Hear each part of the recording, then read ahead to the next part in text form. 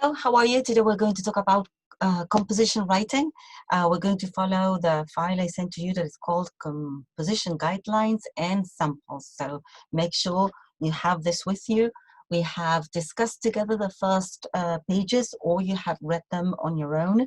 I'm going to go over some of the comments I have said here, possibly in different order, right? So if you haven't read these notes before you watch this video, please do so. So I'm going to share the screen and I'm going to share the dictionary with you, right? Okay, so we get the word proactive, and this is where we're headed, right? So you have been asked to write a composition or more, for that matter, for this class. What does it mean to write a composition for this class?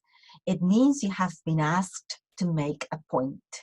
It means you have been asked to put an idea across, to make sense. That is to say something that is clear and can be easily understood. You're asked to express yourself intelligibly, that is to say, in a way that can be understood. Basically, you're asked to communicate meaning. And what is meaning? Meaning is when you convey something through language, right? Well, usually we say that actually because it may not just be language, right? It may be just a sound or a sign, right? It may represent something. So actually what we're doing when we communicate an idea is to connect one thing with something else. That is to say, one concept with words. And the idea is that with the words you're going to use, you're going to try and recreate, convey that concept, that message, that sense you want to put across. Now, have I used expressions like you're supposed to use elegant language, or show off your extensive vocabulary, or use nice expressions or turns of phrases? No, not once, because the point is not to write something pretty. The point is to make sense, to put an idea across. So that is what we are going for, right? And that's what you're going to see in the sample compositions that I have prepared for you. I will be sharing lots of do's and don'ts, right? You know, that can be quite annoying, I know. But because of that, you may say that I may be putting an excessive burden on your part. And I will say, exactly, that's what I want. I am appealing to all your cognitive, that is to say, mental abilities. I want you to prove yourself. You can write, you can take charge, you can monitor your own work, and you can ultimately be in command of what you do. Rather than sit back and wait for somebody else to comment on things you can do on your own, right? So I know that in certain respects, this may feel excessive, but actually it is not, right? I want you to take charge. I want you to be active. I want you to be proactive, right? You have the definition right in front of your eyes. I want you to control the situation, right? And make things happen. So that's the idea. Okay, I am going to stop this share and I'm going to share another screen. Let's see here. And now you can see one of the things you will be doing when you submit a composition. The first thing is to, first you're going to use a Word document, right? Please do not use a PDF file, because then I cannot do anything with it. I cannot touch it. And the idea is that I will be touching it a little bit, right? And the first thing is how you're going to, what you're going to call this file you're going to send me, right? And this is going to be the name of your file. If you're reading Funny Girl, for example, your file will be called FG, right? Some of you already know that this is not an acronym, but an initialism, right? The word is initialism, okay? So FG _ your full name. Here I put only a last name as an example, but it's your full name underscore translation funny girl underscore complete name, not just your last name, underscore teacher training, right? This is annoying. Okay. Now, if you're reading the Believers, it's going to be TH, right, underscore full name underscore translation. If your name, the name of your novel or the story you're reading is, we'll all completely start ourselves, you're going to use just the first two letters, right? So WW. All right, here. No headers, no footers, right? Nothing that can get in the way, right? So something very, very simple. Now, this is the name of the file you're going to use, right? So this is not something I am going to see on the page you're going to submit. Rather, it is a file that I'm going to receive from you, right? Please, this is important, really important, right? And remember your full name, and please remember the stresses, right? Okay, so I'm going to delete this because this is what your composition is going to look like, right? So your full name, English language 1 or English language 3 or 4, 5, 6, 7, 8, 9, 10. Translation department or teacher training department. Teacher training department. And then you're going to decide which variety of English you're going to use. British English or American English. Not British, right? It's British English. Adjectives in English taken out. All right, and then you're going to start your composition, blah, blah, blah, blah, blah, blah, blah, blah, blah, right? At the end, as you will see in other files, you will state the word count. So 370 words, right? Now, you know that you're expected to write between 270 to 70, and let me show you what I mean when I mean use that, right? This is the N dash or N rule we have talked about, right? And this means between 270 and 330 words, which means that 269 is too short and 331 is too long. And that's final, okay? All right, now, as you can see, your name and all this information, you can put it below if you prefer, as you wish, is on the top left-hand corner, not the top right-hand corner, not the bottom right-hand corner, not the bottom left hand corner, right? So please pay attention to that. All right, I think we're about to finish with this part. Second thing I'm going to ask you is to think about paragraphs, right? And as you very well know, 3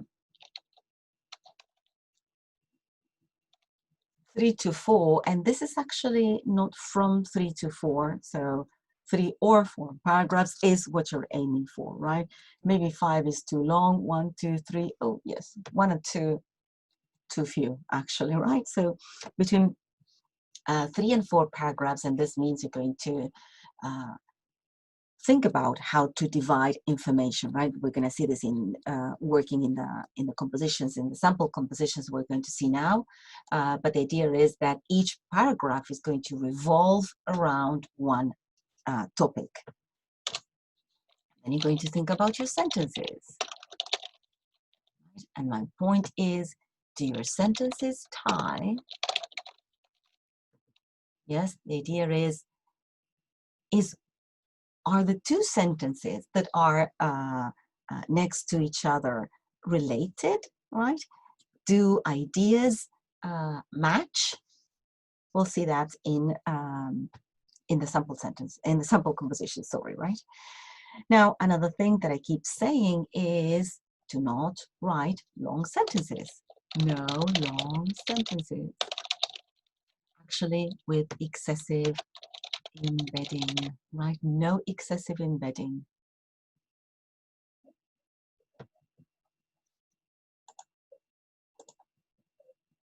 I thought I had stopped sharing. Sorry, I couldn't see the share feature. So now, why? How do you know when you're writing a long sentence? Usually, it's more than 3 lines long, but also when there are too many verbs, right, and conjunctions, right? Because you have many embedded clauses, right? Why do I tell you not to write long sentences? First reason, because if you don't have good control of your grammar, you're bound to make mistakes, right? But the main reason is that what you show is lack of direction, lack of purpose. You don't know what you're saying, right? If you say everything in one sentence, then nothing stands out, right? Everything is like mixed up. So be very careful about long sentences. We're going to see some examples. Another point I'm going to discuss is language, right? So this is look beautiful, right? Yes.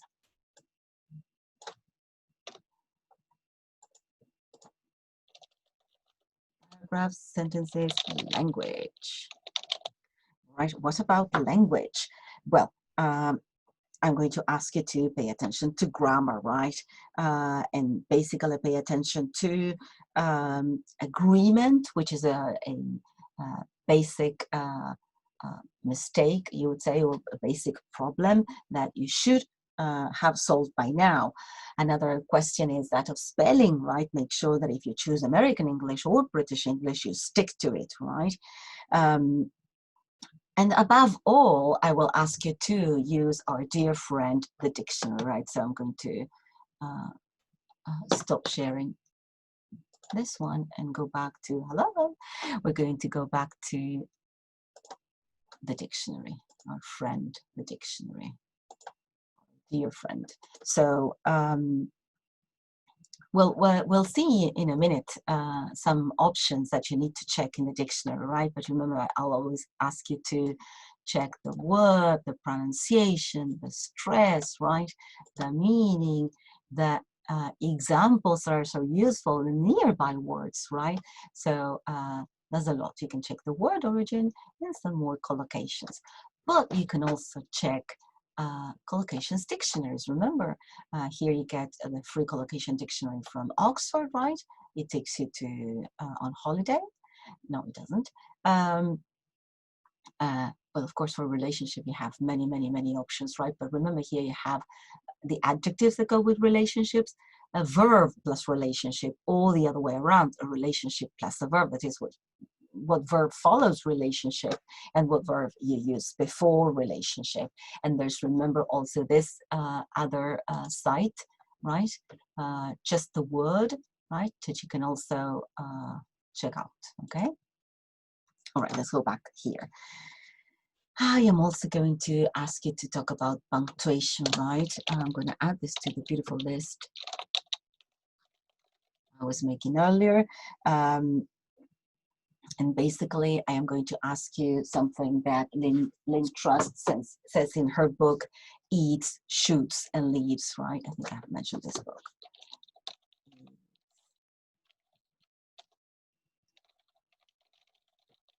I'm not using capital, sorry.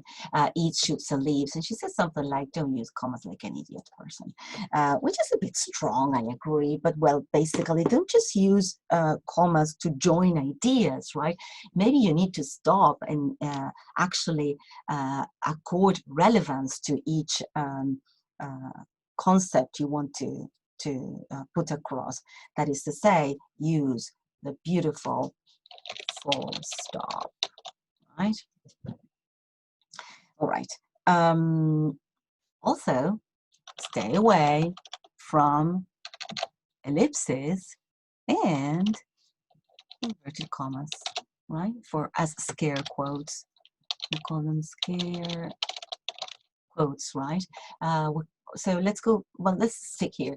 Why do we call them scare quotes? When you want to use a word and you mean, well, it's not exactly what I mean, like he was her boyfriend, and you write boyfriend in inverted commas.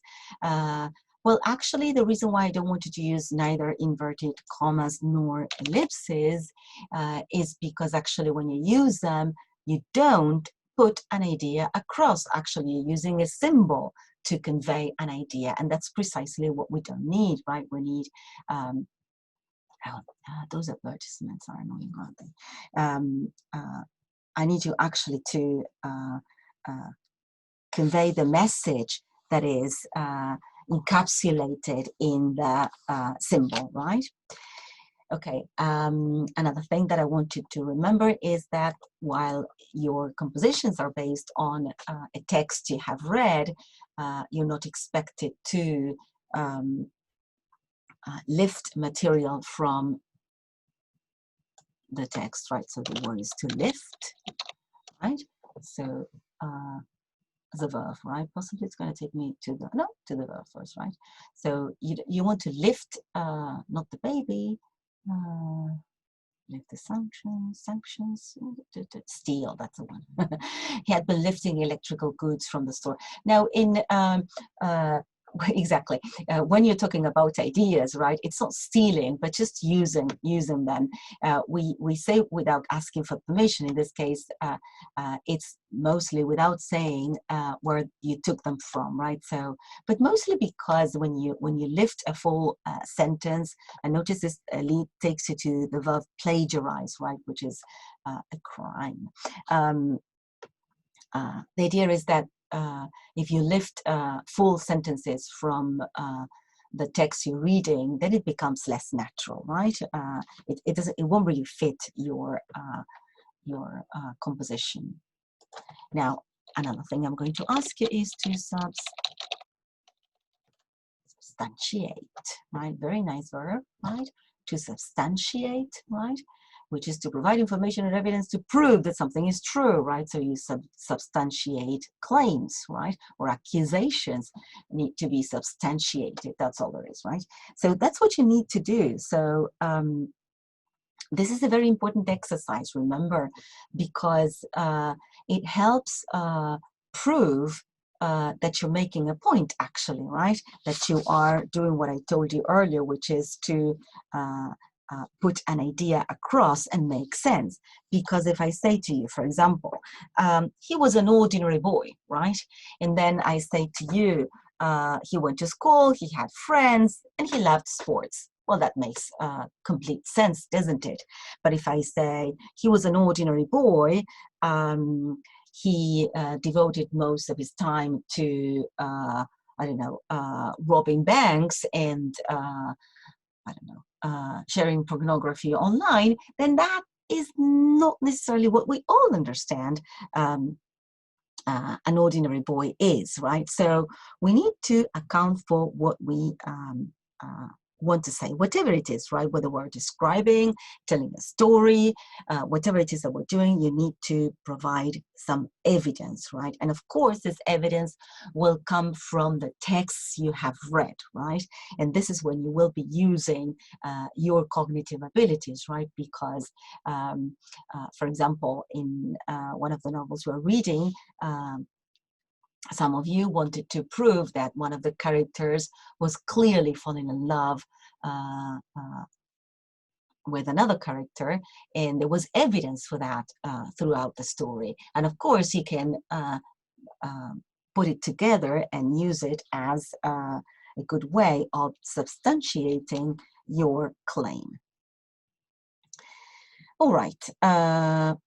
One final comment that I usually give you when writing a composition is that apart from dividing your composition into paragraphs that revolve around one idea, you can use also short sentences to state the idea you're going to develop in the paragraph. We call this sentence usually the topic sentence. I don't remember whether there's an entry. No, there isn't an entry for this here, of course. but that really helps, right? The sentence I gave you earlier, he was an ordinary boy, is a very good topic sentence, right? And it is one that can help you develop a full paragraph, right? With more information, of course, more evidence to prove that point. I would like to go over quickly the no-nos, right? No contractions. No ellipses. No inverted commas. Here, inverted commas. Some others I haven't mentioned yet. No incomplete sentences. We'll see some. No dialogue. And, no, so I should say, neither dialogue nor reported. Because he said, and then he said, and then she said. No. He did something, right? He wanted something.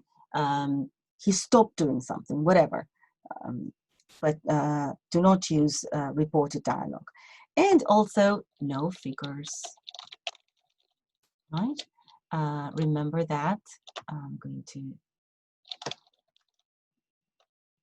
this. Sorry.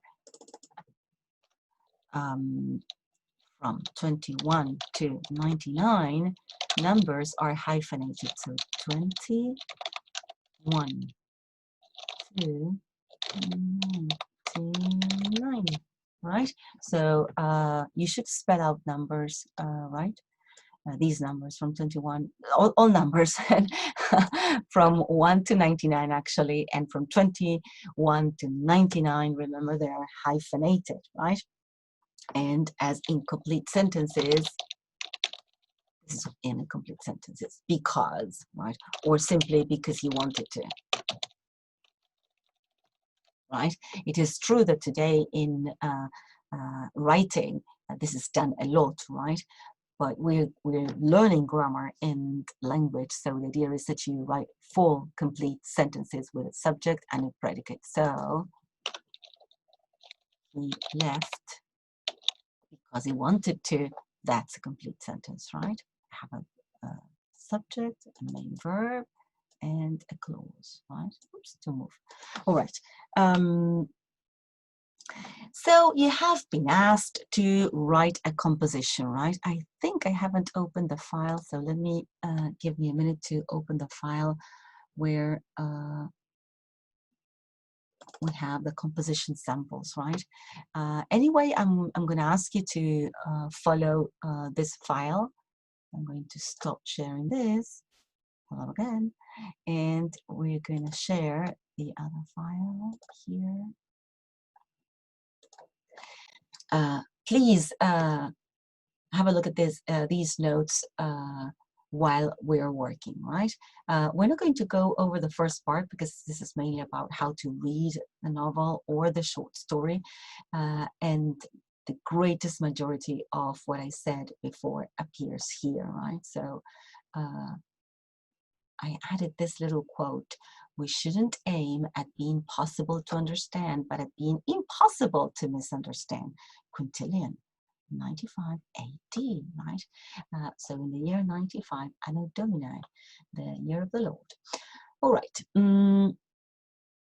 Now, say you have been asked to write a composition, and this composition is, can I do this? Okay, let me just, I'm not sure I'm doing this correctly, so give me a second.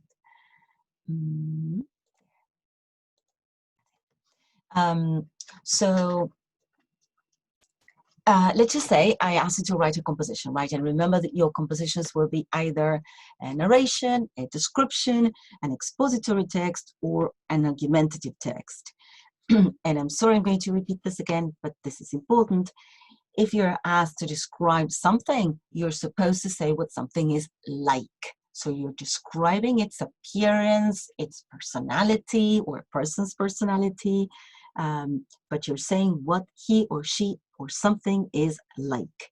If you're asked to write a narrative, well, then you're writing a sequence of events, right? So while the focus in the previous composition will be maybe on adjectives, and you will be using basically the present tense. In a narrative, the use of tenses to tell the story are really important, and also possibly you will need some connectors of time to show the passing of time, right? Remember that if you're going to tell a story in the past, you will continue in the past. If you want to tell the story in the present, you may do so, but you need to stick to it. When you write an expository text, you are explaining why something is like it is, or as it is, or how something works, right? And finally, if you're going to write an argumentative piece, you will have a claim, that is to say, something you want to say, something you want to prove, right? And then you're going to find arguments to support that claim, right? Now, I would like to add here that on Dropbox, there's a couple of books that are really, really good. The best one is Steps to Writing Well. You will find many, many more text types, right? Apart from the ones we use. But the ones we use are fine, right? But you will find lots of information to inform how to write these text types. The other book is The Least You Should Know About English, right? It has a section, a longish section on writing. And then Successful Writing, though Successful Writing is mostly for composition writing for international exams, right? So maybe, though it is helpful, it is less appropriate for what we do, right? Okay, so here are the composition samples.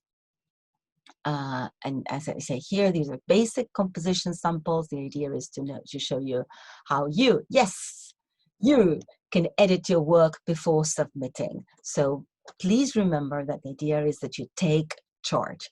You will see that I have added a couple of things in that I follow a couple of things, to say the least, right? That I follow some color coding, right?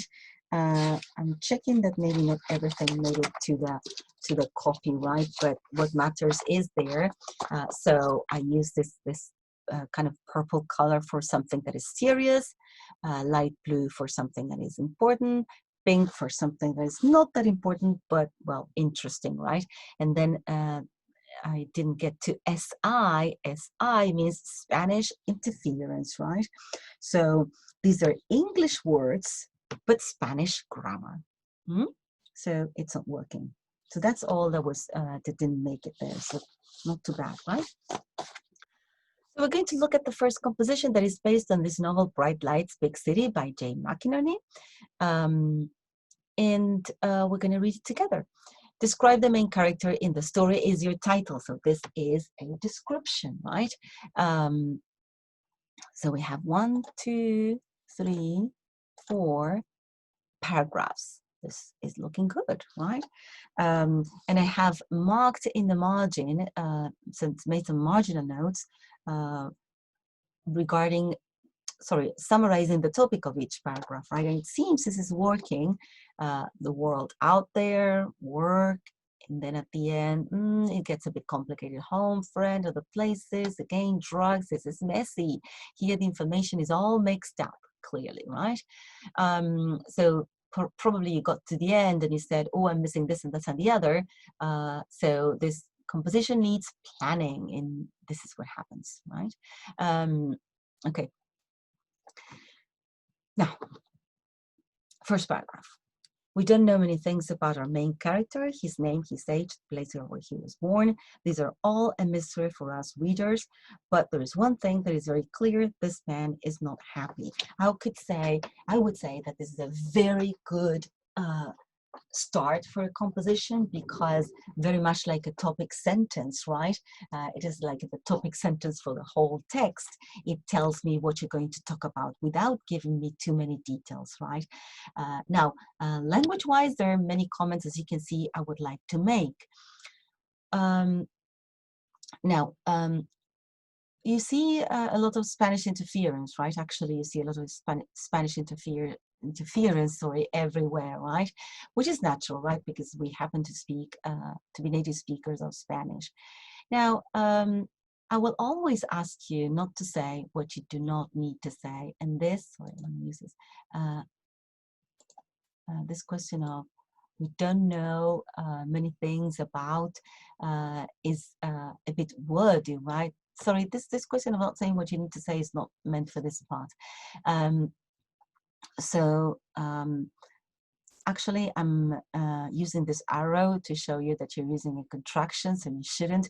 But also something I didn't mention earlier, in line with, you know, using a short topic sentence to write a very good paragraph, there's one more thing that has to do actually with language, and that is avoid the use of not the contraction as such, but actually the negative not, right? It doesn't make for a very good style. So rather than say we don't know, little is known, right? And that's a lot better, isn't it? Little is known about the main character. Now, this question of our is Spanish, and we, right? There's no need for you to be part of this composition, right? You're an outsider. So little is known about the main character. His name, his age, the place where he was born. These are all a mystery. This is a serious mistake. Why? Because there's a little thing called the dictionary, right? And for our readers, apart from this being a bit of Spanish interference, because we don't usually do this in English, this is completely unnecessary. So try to avoid saying what needn't be said, right? Now that's a beautiful comma before but, right? Because we have these two sentences. But there's one thing that is very clear. This man is not happy. Notice again, if I avoid not and say unhappy, this looks much, much better stylistically speaking. I would like to say one more thing about this paragraph. It says here, these are all. These, right? We call it sometimes the, I'm gonna, hello again. I'm gonna go to the dictionary very quickly because I want to show you, it's not very quick actually, it takes a little bit of time. We call this the unintended demonstrative, right? When you say this, that, those, these, right? Maybe it is not the best style, but the truth is that it can be very difficult to find a word that can fit that blank. And that word, actually, that blank, I mean, that can help the, accompany unattended demonstrative. And that word is a general noun, that is to say, a word that functions like a general term for everything you said earlier, and that can be difficult, to be frank, right? We'll see an example later on. Now, let's go to the second paragraph, and it says here that we're going to discuss the world out there. In several moments of the story, we can notice that he has a very bitter point of view when it comes to his own life. From the very beginning, he tells us that he's somewhere he does not want to be, and it appears that he feels like he's almost at any place he is. He finds himself at a bar at 6 in the morning, talking to a girl that he doesn't want to talk to. That he doesn't want to talk to is not working, right? Waiting for something that will never come, right? Oh, I missed that. Yes, I need to check. We need to check this, right? Unfortunately, this is not working. Yes, now it is. So that is wrong, right? Let's go back.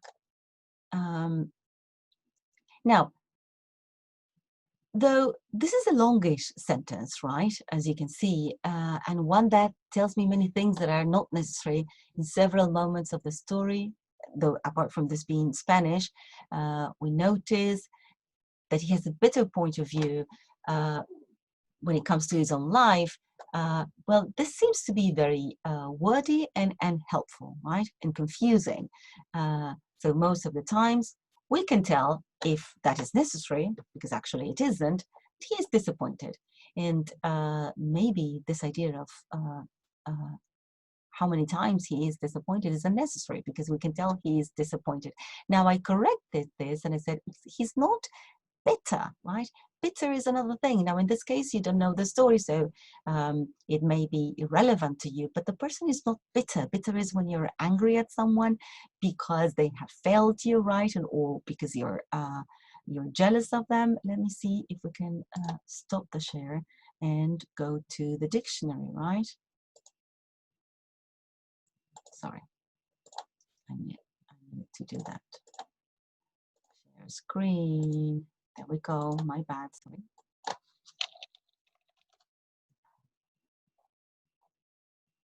What happened with bitter is that possibly we're thinking of es un amargado. Well, this is not the meaning we're going for. Sort of bitter dispute. This is angry and happy because you feel you have been treated unfairly, right? It's something about other people. And actually, this person is unhappy with himself, right? So let's go back to the composition. So he's not bitter, he's disappointed, right? But notice how much we save without saying all of this, right? And we make a much better point if we say, well, this guy is disappointed, right? And once again, we repeat this thing from the very beginning, unnecessary. He tells us, remember, there's no reporting, no need for him to tell us. So all of this is unnecessary. He is always somewhere he does not want to be. Okay, maybe, and the comma, I'm looking at the comma here, right? This is okay. And that's okay, right? And it appears that he feels like this almost at any place he is. Once again, this is not very good. I didn't mark this, but this is not very clear, right? He's never happy wherever he is or wherever he finds himself, right? Now, which is an expression that you use later, right? He finds himself at a bar at 6 in the morning talking to a girl that he doesn't want to be talking to, a girl to whom he doesn't want to talk to, right? Now, this is only one example, right? And actually, in the story, there are many more, right? And we know this. So this question of explaining or substantiating why he is disappointed has failed, basically, right? Because you haven't given all the details that are necessary to understand this. So when he is at home, he thinks he's the type of guy who will get the paper and go to museums, right? Instead, he is at a bar. Instead, he's doing drugs with a friend. Instead, he's always arriving late at work, and so on and so forth. So many other good reasons to substantiate his disappointment, right? Okay, I forgot to mark this, but this would be a serious mistake, right? Let's go to the other paragraph, which talks about work. Later on, he takes us to his job. He also feels uncomfortable there. He's with his boss that gets on his, with a boss that gets on his nerves more than anyone would like to. And mates turn not too kind to him, except maybe for only one of them. He's not even working at the department he would like to. Now, this is, he wants to be a writer and work in fiction. He works in factual verification, and he's not very good at it. Now, this is my point when I say long sentences. Just kill it. I mean, yes, kill it. Do not write long sentences. This is one of the many examples in which I can prove to you that a long sentence is unwieldy and ineffective. Now, later on seems to suggest a story. First, this isn't a story. Then, and more importantly, there isn't a before, right? And he doesn't take us to his job. So this is what I call an empty topic sentence, right? It is nice and short, but it doesn't tell me anything, right? It tells me you're going to talk about his job. So I could say something like, his job is also a source of disappointment. And that's good, because now I have to explain that, right? He was uncomfortable there. Good. With the boss, as you can see, this is Spanish, right? his boss gets on his nerves more than anyone would like to. I mean, what is that? I mean, all the time, if you wish, right? But what is more than anyone would like to? And his mates, and I make the point of British English here because later on I have American English, so watch out, right? I need to make a choice here. And mates that are not too kind to him, except maybe for one of them. He's not even working at the department he would like to. And notice that here I have told you, hey, these ideas have nothing to do, right? Brackets are more appropriate in expository text, right? So not for descriptions or narratives, right? I wouldn't ever use them. They're not as forbidden like ellipses and inverted commas, but honestly, they just don't help here. I will explain why. So we have, again, this not too kind, but that's not important. What really matters is that actually this is not absolutely true, right? That his mates are not really good to him. This is really not true in the story. It's not that they are very excessively supported, but they're not his enemies either. So I would set this off with commas, just that, except maybe for one of them, if you wish. I mean, one of them is friendlier than the others, but it doesn't mean that the others are not, right? This question of working at a certain department, sorry, I checked this age because actually this must be a typo, possibly my typo when I was typing out this composition. So actually, this is what we need to discuss, right? The department where he works is not the one he wants to work in, right? So you work in fiction. Possibly this fiction should be capitalized, and the same goes for factual verification because it is the name of the department where he works. This is mine, of course, right? So this is what you need to develop in this paragraph, right? That he's dissatisfied with his work because he doesn't like what he does. So maybe you need to tell us what he does, right? You need to explain what factual verification is. You know what that is? This is when you just fact check whether something is true or not, right? Just like that. You know, usually today you do this online, right? Another little thing, if you want to make a better impression in writing, avoid ending a composition with a pronoun, right? Especially it. Also, it's best to avoid verbs. Usually the best ways to end the sentence is by using either an adjective or a noun phrase. Okay, the next topic, and this is the one that is quite messy. On top of this, his life at home is also very pleasant. Sorry, not very pleasant. So not again. But as I say, this is a very good topic sentence, right? Because okay, now I'm going to talk about home. This is you're going to explain to me what that is. He lives alone in an apartment. He can't pay the rent. Can't pay the rent of. You say he can't afford, right? This is not English. Being reminded at every second about the fact that his wife has left him and may never be coming back. May never come back, right? Why he be coming back? He has a best friend, not even he makes the narrator happy. The places they go to aren't where the narrator would want to be. The people they meet aren't the kind of people he would like to meet, and the things they do doesn't please him at all. Only the substances he consumes makes him feel a little bit better momentarily, but not in the way he needs. As you can see, this gets very, very messy because you're talking about many different things, right? You're not substantiating the topic sentence, you're sort of drifting, right? So, and also you're going back to earlier topic, but what is worse is that you're making very serious language mistakes, right? So this is why the mark is going down. Sorry, I gave you here another explanation, right? If I underline something, it is ungrammatical, and then I should have underlined to a girl that he doesn't want to be talking to.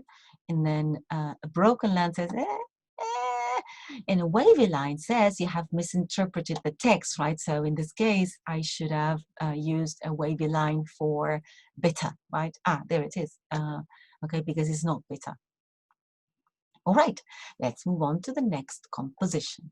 The next composition is based on a story, short story, you see inverted commas, called If You Need Me by Raymond Carver, right? And it says, narrate events that led to Dan and Nancy's separation, right? This is a group genitive. The genitive goes for Dan and Nancy as a group. Now we have 1, 2, 3, 4 paragraphs, looking good, 270 words, looking good, right? And I say, okay, this is the setting, this is the next step, this is the unraveling of the story. So in terms of organization, this is okay, right? Now let's see. As you can see, I have many comments, but the mark is 7, so it's a pass. Look at this. So many comments because, well, I want to share some ideas with you. From the beginning of the story, unnecessary, chuck out, right? Chuck it, strike out. Spelling, that's a very serious mistake, right? You cannot make a spelling mistake. Dan and Nancy had been involved romantically with other people that spring. So, whoa, wait a minute, right? Clearly there's something missing here, right? Dan and Nancy were married, or if you wish, had been married for many years, right? How do we know? Because they have an 18-year-old son. So this needs to be stated. And this question of had been involved, remember the past perfect is related to another past action, right? So there's nothing merits the use of the past perfect. Why the reference to the spring makes it is really irrelevant when this happened, right? So I suggest something like, although they have been married for many years, they were, or they are involved, if you wish, depending on where you want to tell the story, in the past or in the present. Now, it all began with Dan having an affair with a woman called Susan. When Nancy found out about this, she started dating with a co-worker of Dan's, Del Schrader. Both Dan and Nancy knew about their own affairs, and the relationship began to fall down. The love and generosity they once felt for each other were drifting apart. These things, this is the thing I was talking about, made them feel disappointed and consumed their energy to the point of being exhausted. Clearly, this is not very effective. The thing is that there aren't gross grammar language mistakes, right? But there's serious things, right? There's a lot of purple here. It had all begun with Dan having an affair with a woman called Susan, right? So it was Dan who started this. Ha, Dan. So I had suggested this had, but actually past simple is better, right? When Nancy found out, because then he had started, then she found out, she started dating a co-worker of Dan's, right? I missed that. I have added. Maybe you have older notes. You don't date with a co-worker. How do you know? Because you ask the dictionary, right? You look up the word date. You don't date with someone. Very nice comma here. A co-worker of Dan's, comma, Del Schrader. Both Dan and Nancy, there is never a comma that joins subject and predicate, right? So never. They knew about their own cheating affairs. Notice these are straight lines, right? So these are things that are wrong. They're not that serious, but they're wrong. How do you mean their own affairs, right? They knew about each other's affairs, right? But there it says that that's enough, right? About their cheating is a lot easier. Comma, because I'm starting a new sentence here, and their relationship began to fall apart. Notice that I need this had, right? From earlier, right? Had begun to, now things don't fall down, right? So how do you know this? Because you look it up in the dictionary. Relationships do not fall down. They may deteriorate, right? That's why you saw relationships in the dictionaries for collocations that I showed you earlier, right? So the love and generosity they once felt for each other. Do you feel generosity? I don't think so, right? So now in this case, say you wanted something and you didn't know, you couldn't come up with companionship or whatever it is, then just don't say it, right? If you don't know how to say something, don't invent it. Um, go for dictionaries, synonyms dictionaries, right? And then maybe you can work it out. Another problem here is the love and generosity they once felt for each other were drifting apart. So it's impossible for these things to drift apart, right? People drift apart. So, well, here I suggested the love and companionship they had once felt. So again, we need the past perfect because this was earlier, or they had once shared, had gone, right? Or were gone, if you want, right? But these things don't drift apart. Now, the next point is these things made them feel disappointed. Now, these things refers to everything that was said earlier, right? Once again, we are we're looking for actually a general noun. That is to say, a noun that works to capture everything that was said earlier. This is a very difficult word, right? Because it needs to be strong enough to hold on to everything that was said earlier. So it is difficult. So I suggest here words that are difficult. This estrangement, or this lack of affection, or this lack of empathy. Sometimes you need a sort of phrase, right? But in order to avoid this, what you can do is say, as a consequence, they felt disappointed, right? Now, when I use and, right, we are cognitively prepared to expect an adjective that can be coordinated with disappointed. They were disappointed and consumed. But actually, this person meant consumed, not as in they felt consumed, right, as a verb. So this makes it very, very difficult to read. So beware of and. When you use and, you need two things that can go together. Two prepositional phrases, two nouns, two adjectives, two categories that are the same. So as a consequence, they felt disappointed, and they had consumed all their energy to the point of being exhausted, right?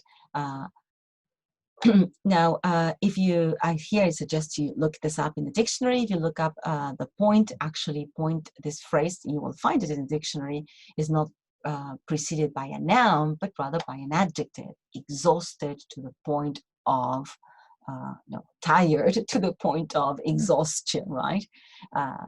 So you could say to the point of making them feel, so they were very tired, to the point they were tired, or something like that.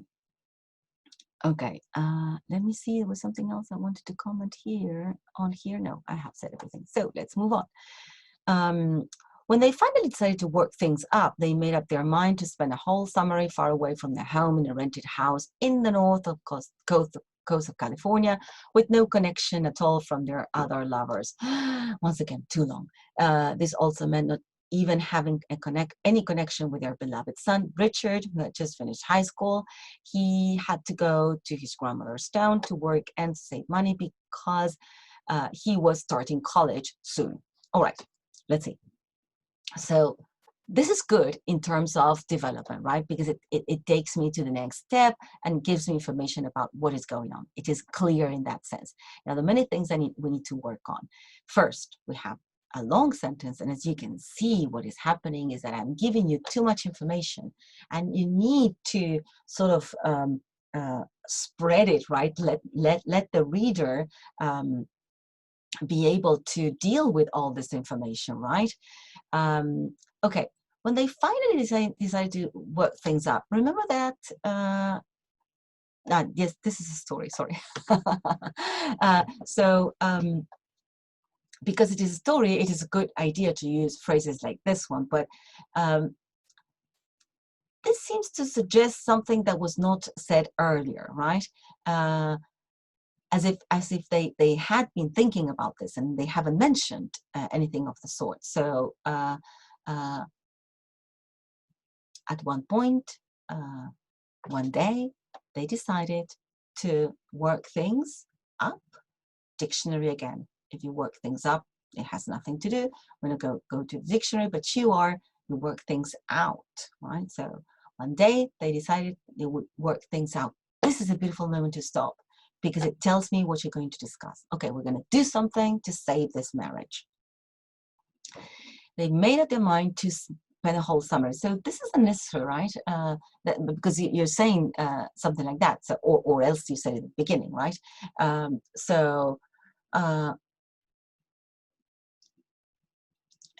to say that you make up your mind to spend the whole summer, right? They made up their mind to save the marriage or something like that. But even so, it is unnecessary. So they would spend, I would say, the whole summer far away from their home. Stop. They rented a house. So then after that decision, they rented a house in the north coast of California. How do you know it's in, not on? Because you look up north, right? And it would say in the north of something. That's why dictionaries you use, remember we have a video on dictionaries, are usage dictionaries. So they tell you how to use the language. Now, once again, stop, right? Because you need to grant this piece of information relevance, right? Because this is important. The idea is that they would be away from their, not other lovers, because this implies they have more than one each, right? So they would be away from their lovers, right? This, once again, the unattended demonstrative, right? It is perceived as bad style. Of course, this is not the end of the world, right? But as a consequence, right, they would be away from, sorry, wait. Now, think about this addition, right? This, because they say it is also, it is addition, but actually it's a kind of addition that means a contrast, right? Because they don't want to be closely lovers, but they do want to be with their son. So not being with him is painful, right? So, but this also meant no connection, or simply, I mean, this is very complex, being away from their son, comma, Richard, comma, right? Why? Because Richard and the son are the same person. They took their son Richard, their son Peter, their son Robert, and so on and so forth, who had just finished high school. Why do I need this information? That's why the question mark. I mean, this seems unnecessary here. So just chuck it. Now, he had to go to his grandmother's house. Did he have to? Was he forced? No. He was going to go. He went. They sent him. They made arrangements. Actually, they made arrangements. So that's what you can say. They had arranged, because this was earlier, so I can use the past perfect. They had arranged for his grandmother to welcome him at home, and so on and so forth.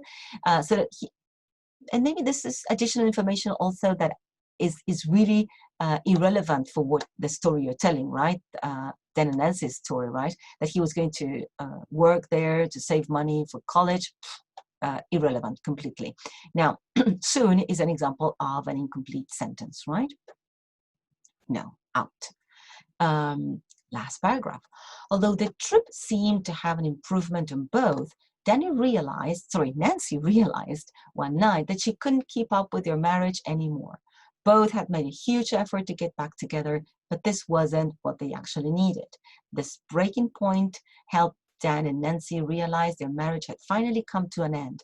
After Nancy had flown away to see their son Richard and their mother, Dan went home and called Susan, but far from feeling bad, the night before, both of them had a special night together to say goodbye to each other. Actually, this composition merits a 7-, right? And there are several language mistakes here, to be frank. Okay. Now, this is okay, once again, in terms of development, right? And if you look at the whole thing, this is a good story, right? It is well put. It is a good summary of what happened in this story. And you haven't read the story, I'm sure you can follow this, right? Now, what I say here is that I'm missing a lot of information, right? After spending a month with her husband, Nancy, right? Because actually they spend a lot of time in this cabin. well, an improvement, if you look up the word in dictionary will tell you that improvements are things you do to homes and objects in general, right? Not to people. Had helped them, right? They were better, they were feeling better. Nancy realized British English with an S, American English with a Z. Actually, to be frank, this is a convention because you know that British English also uses the Z or Z actually as well, right? But just for the purposes of this class, I ask you to stick to the S in British English and the Z or Z in American English. Nancy realized that she couldn't keep up with her marriage anymore. Well, the anymore is unnecessary, to be frank, because this is the most important piece of information, right? The contraction that, okay, yes, everything's fine, but I can't continue. I can't stay with them. You don't keep up with the marriage. You keep up with the good work, right? This is a phrase about it. You need to look it up in the dictionary. It doesn't mean what you think it means. Both had made a huge effort to get back together. You know, huge is really informal, right? So maybe you want to look up a nicer collocation. Nicer is horrible. A more appropriate collocation for effort, right? Less informal. A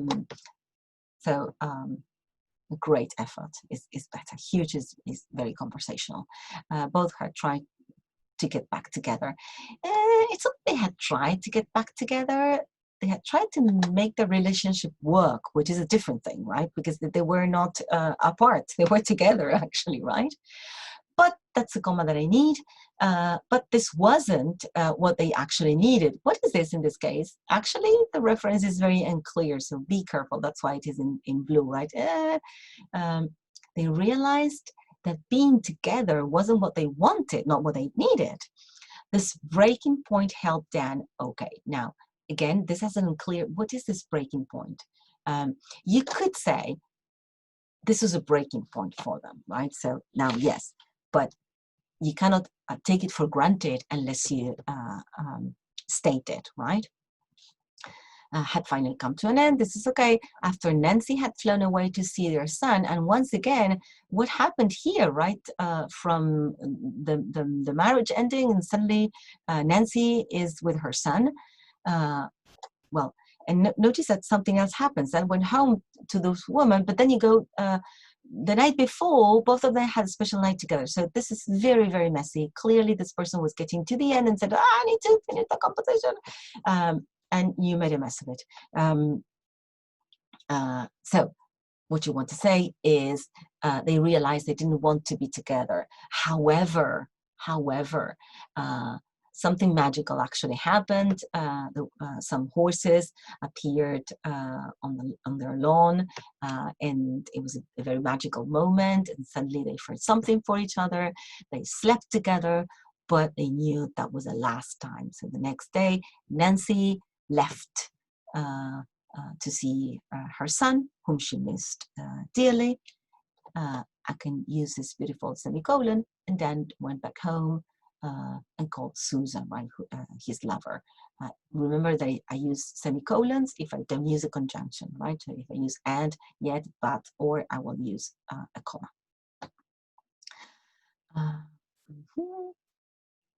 Okay, I suggested the had because this was earlier. So,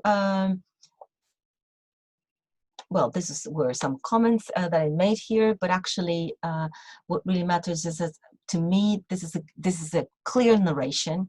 I would say with language mistakes that are not very serious, but they're important, right? So actually this merits a 7 minus, not a 7, right? Okay, now, becoming a mother was decisive for Jane. Discuss. So this is an argumentative piece, right? This is taken from the story Fit Mother by Peter Ho Davis. By the way, stories are taken from Best of Young British Writing, right? Granta magazine, right? It's a literary magazine, a very useful one, if you ask me. All right, so we're going to read this one. Look was indeed a new start for Jane in many ways. Okay, this is a very good start, right? But clearly I need a little bit more information, right? That's why I say, well, you need to expand this a bit, right? She grew up as a woman, she found a path to a better life, but at least you need to tell us who Luke is, right? So when Jane became a mother, she started a new life, right? Luke, blah, blah, blah, blah, blah, right? Something of the sort. It was the beginning of a new stage in her life. Not only did she discover herself as a mother, but also she realized that it meant to become one. Thinking about those moments when she pressed her face to Luke's belly while changing his diapers, or when she fed him, or just ran her nose all over him, made her understand how much she loved her little baby and how strong the relationship between them was. Okay, the sentence is grammatically correct, but it is too long, it is too messy, it doesn't have direction, right? You're rambling, you're giving me too much information, and I am at a loss, so we need to work it out. However, the point of the paragraph is clear, right? Though I wouldn't say this shows a new stage. Actually, this proves how look is important to the mother, right? You don't discover yourself as a mother, by the way. And in a way, the two things are unclear, and then you don't explain this. So unless you explain what it meant to become one, this is the kind of comment that I say, well, but just don't tell me, because you're not telling me why, you're not substantiating, right? Maybe actually what you want to build here is that Luke gave this woman a sense of a new life, because he felt he needed her, and also he gave her pleasure, because actually this is what you're referring to here, right? How pleasant the relationship was, right? But at the same time, this is an important point in the story.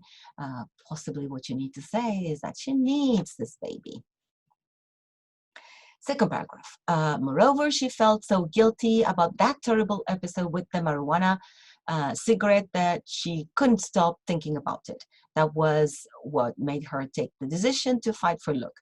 She was aware that many things had to be changed in order to recover her son. Billy represented one of those changes. Despite her love of him, she decided to let him go. Who's Billy?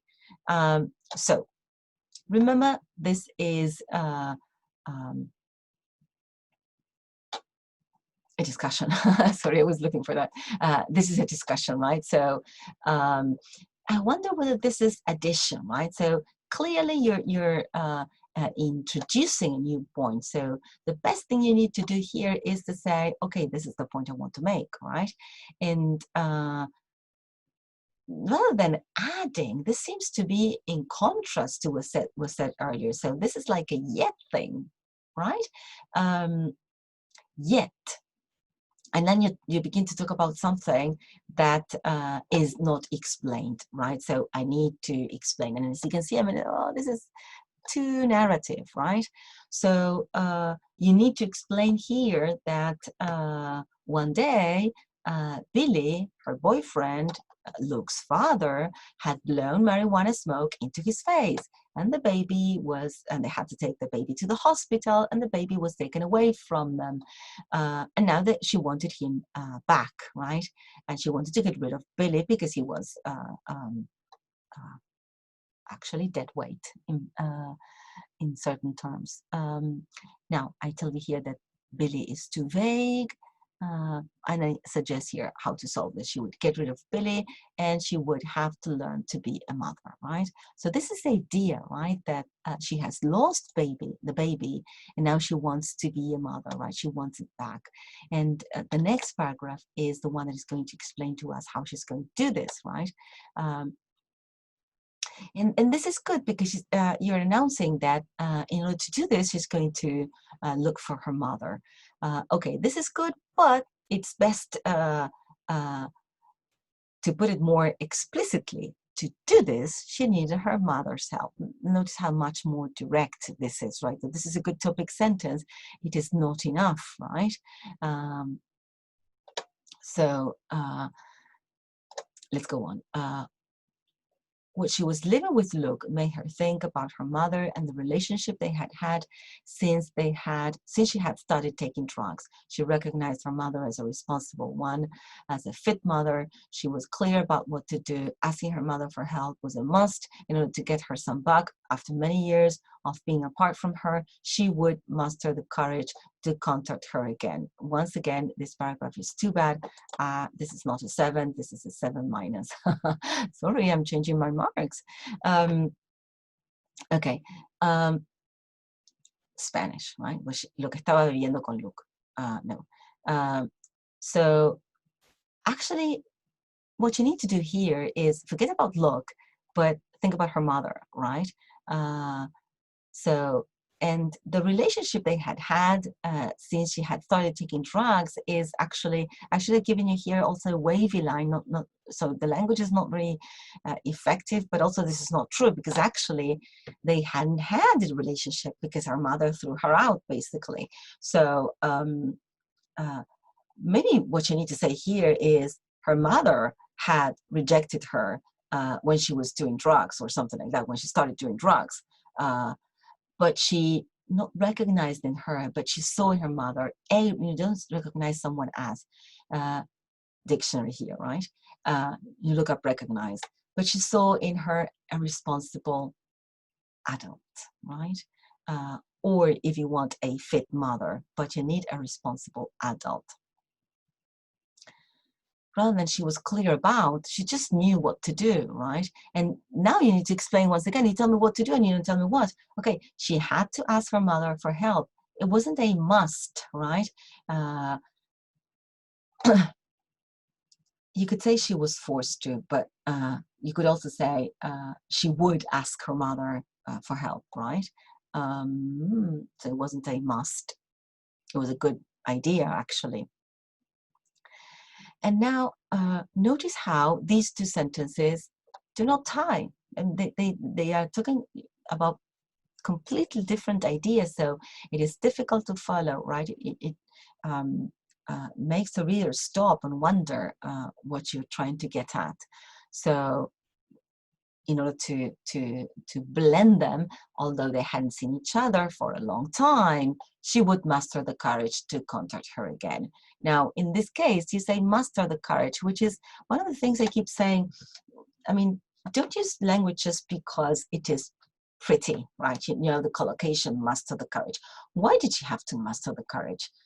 Because she hadn't talked to her mother for many years, right? And her mother had refused to contact her for many years. So actually, that's why she needs to muster the courage. So you need to explain that. Otherwise, muster makes no sense. Luke's birth also meant a new life for her. So notice that this writer is trying to make a point, right? That how the baby has helped her in different ways. And that I think is notable, right? That is good, it's a good approach to writing a composition, right? But not the birth of the baby, right? The baby in itself. And of course it is for her, so this would be in brackets, right? So it's unnecessary, new life. I think that's a bit of a Spanish interference, right? But I ask you here the question, why? And then she would quit drugs for him, right? Thus, she made up her mind and gave them up, right? And she understood Luke was the most important thing in her life, maybe her highest priority. It's not the worst thing in the world. I mean, same thing. She had to be clean for him. She had to be a responsible mom, as her mother had been for her, not with her. Okay, so some comments here that you can read on your own. It says mark 7, so we have agreed that this is a -7, right?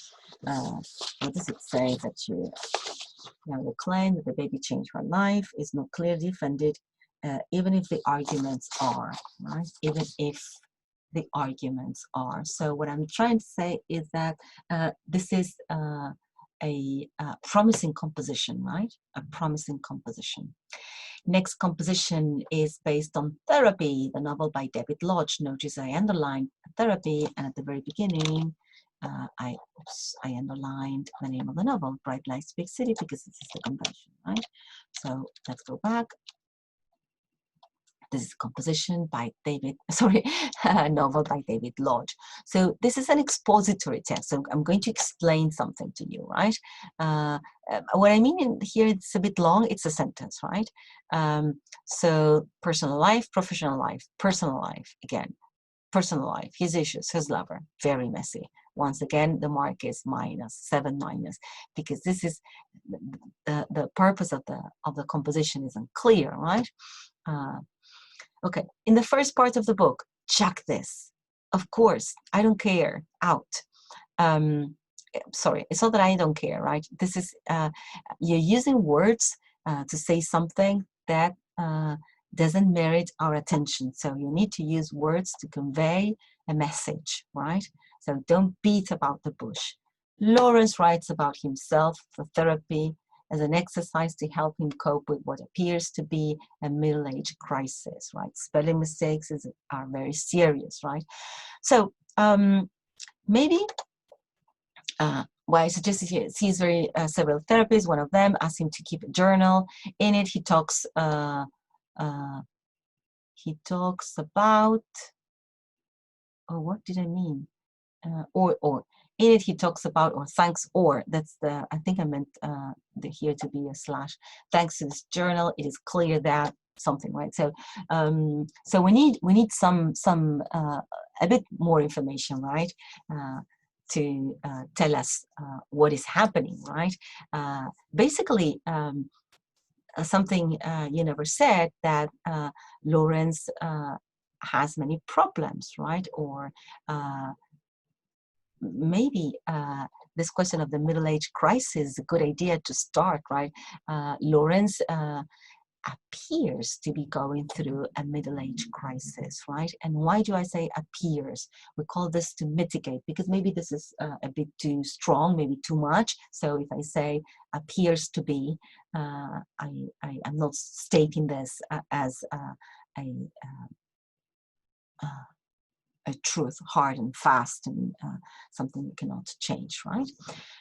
All right, let's go to the next paragraph. Lawrence describes himself as a successful sitcom writer. He is wealthy, he has a good marriage, and his children are doing great despite all this. He's unhappy and has a pain on the knee, which not even surgery could fix.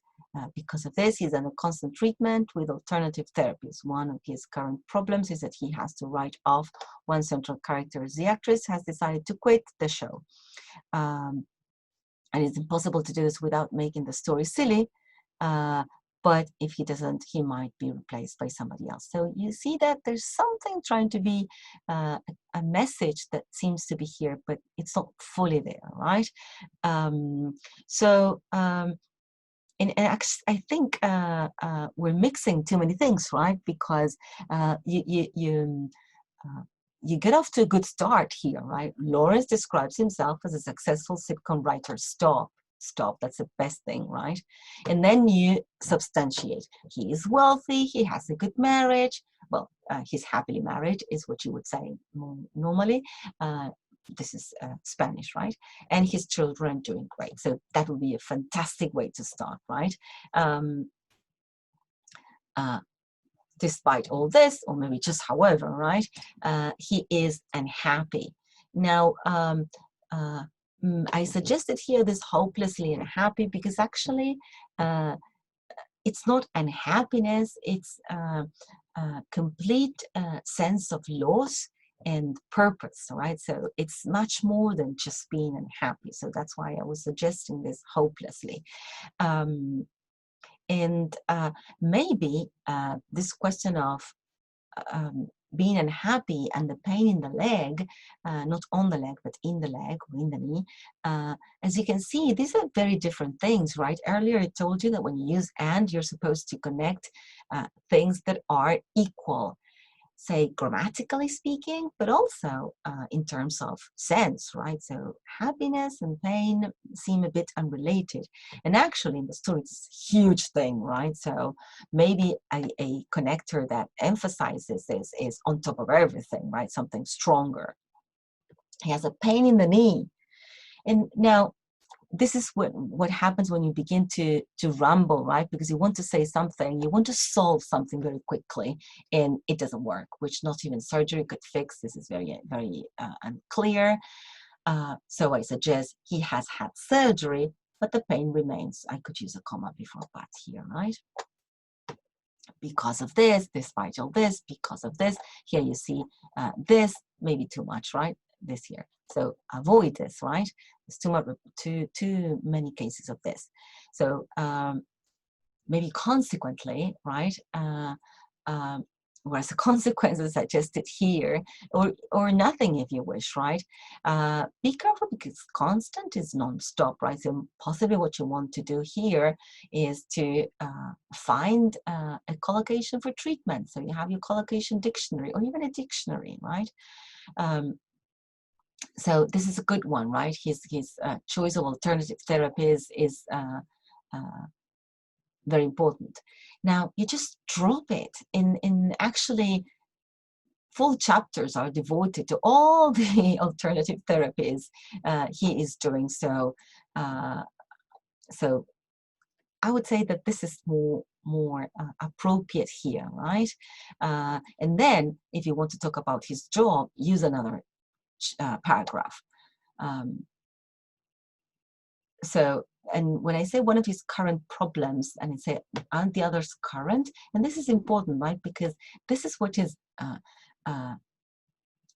what you imply when you use current, right? That there are problems that are not current, right? And this is important, right? He has to write off a character in one of the TV show he's writing, right? So either talk about his job or his personal life, right? Here you manage successfully to go to his personal life, so well, stay there, right? And this is correct, but it's not as the actress has decided to quit the show. Be careful with as, because it may have several meanings, so it can be confusing, right? So I suggest once again here that you stop the sentence and start again. One of the main actresses or actors today we say, right, to avoid gender, the gender distinction. Quit is a bit informal, right? So leave is better, right? It isn't possible to do this without making the story silly. And this is Spanish interference, right? As a consequence, well, I suggested here there's no way to remove the character without changing radically the storyline and being seen as a bad writer. Sorry, this comma, yes, because it's two different things, right? Changing and being seen himself. But if he refuses, he will lose his job. So actually, sorry, another writer. Well, he will lose his job or another writer will be employed, right, taken on.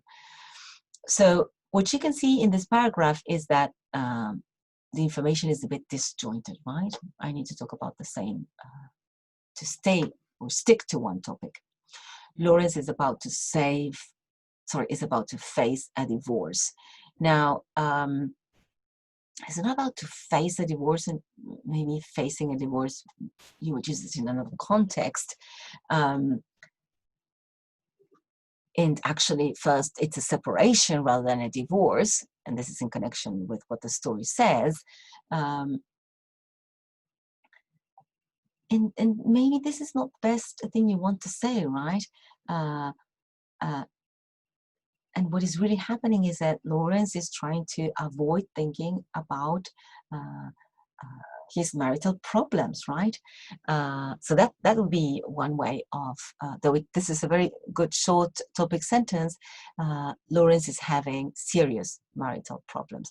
And I would add, despite what he says, right? He knows he has serious marital problems. Sally, his wife, wants not the divorce, but a divorce, right? And he's so shocked about it that he doesn't pay attention. Pay attention to what? To the divorce? Well, actually, you need to say he doesn't pay attention when she talks to him, right? But this is unclear. Actually, what happened was that once she has talked to him about their problems repeatedly, until one day she decides to tell him she wants a divorce, right? So rather than not pay attention, he ignores her completely. And then he said the first time she said it. So, oh, she said it many times. That's very confusing. So she was talking about, as I said, separating, or at least their problems, then separating, then divorce. Possibly, clearly this woman was at a loss, right? She didn't know what to do. The first time she said it, she said what? Pay attention. She said shocked. She said divorce. The reference for this, it is very unclear. Lawrence is, so self-centered that he neglects his wife and takes her for granted. Now this becomes more unclear, right? When you neglect your wife, it's not when you ignore her when she is talking to you, right? You neglect your wife is what he had been doing, right? But not in one instance when she talks to him, right? He strongly believes, you don't believe deeply, unfortunately, right? So you need to go to the collocations dictionary, you need to use numbers, to use letters, for figures, that after 33 years of marriage, he doesn't have to put any effort to Spanish, right? Of course, in the relationship, this is unnecessary. He's so self-centered, he doesn't, there's a bit of repetition here, unless you say something like, his self-centeredness means he doesn't pay attention to his wife. In fact, he rarely listens to her. So you need to express this. This is perfectly seen, as you know, this is clearly Spanish.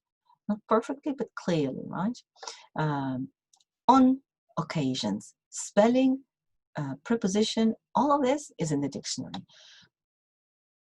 So this paragraph needs work, reorganizing the information.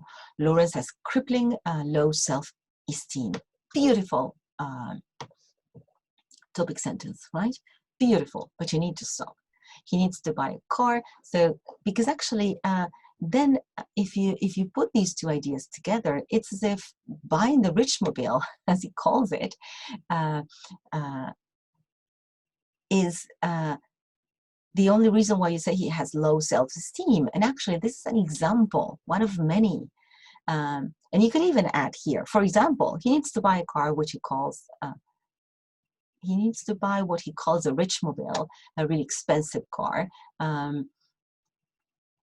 Actually, I would say he needs to buy a really expensive car, which he calls Richmobile, which he buys. So too much information, right? Maybe you want to stop here. And he knows the only reason he bought it was to impress other people, right? Maybe to show off. He also has a sort of lover. He gets together with a female friend of his, and he invites her to his London flat, a place where he supposedly goes to spend the weekends. Ooh, too long, too much information, right? He also has a sort of lover. That's a good topic sentence, right? So, but at the same time, we have too much information, right? Now, maybe what you want is to relate the question of the lover to his self-esteem problem, right? And because maybe you're not absolutely sure, you say maybe because of this, he has a sort of lover, right?